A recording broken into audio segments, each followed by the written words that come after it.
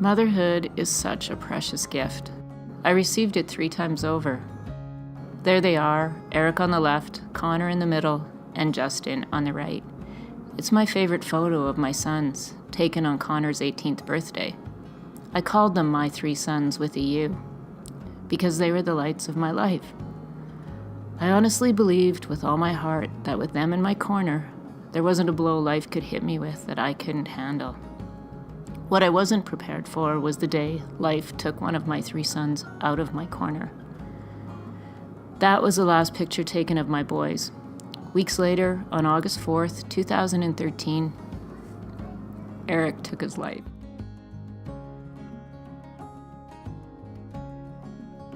As my life separated into the before and after, I literally felt my heart break. Time stood still. I was confused at how the world could simply go on when mine had stopped. I felt physically disconnected, like my feet had lost touch with the earth and I didn't have the strength to resist the wind. I struggled to find a reason to live, but I went through the motions.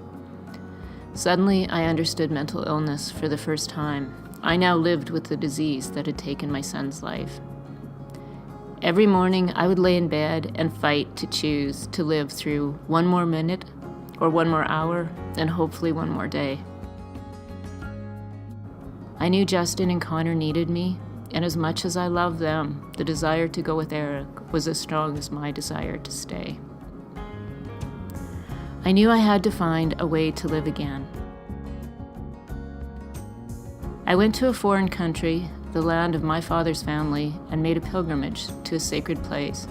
I walked in blistering heat, from coast over mountains, for moments at a time falling to the ground in exhausted slumber.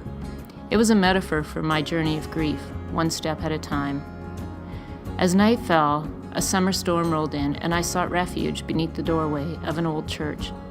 The bells tolled through the hours of the night, and as I watched in stormy solitude, the sky lit up the valley. Here in the cradle of civilization, I could see the mist rising from the fields, the mountains in the distance, and the vastness of this country not so long ago torn apart by war. In that moment, exactly in that moment, I surrendered to my pain. Eric believed in me as a writer. When I finished that pilgrimage, I finally wrote the book I'd promised him. It's called Chasing My Son Across Heaven. It's my story about life and loss and enduring love. It is meant to be a guide for others who will someday face unthinkable loss. The grief remains, and I now know it always will, but it's different. I can finally look at our life and through my pain see the love that death couldn't take away. In that simple churchyard, for that brief moment when there was nothing separating me from God, my heart finally understood the potential in this loss and gave purpose to my pain.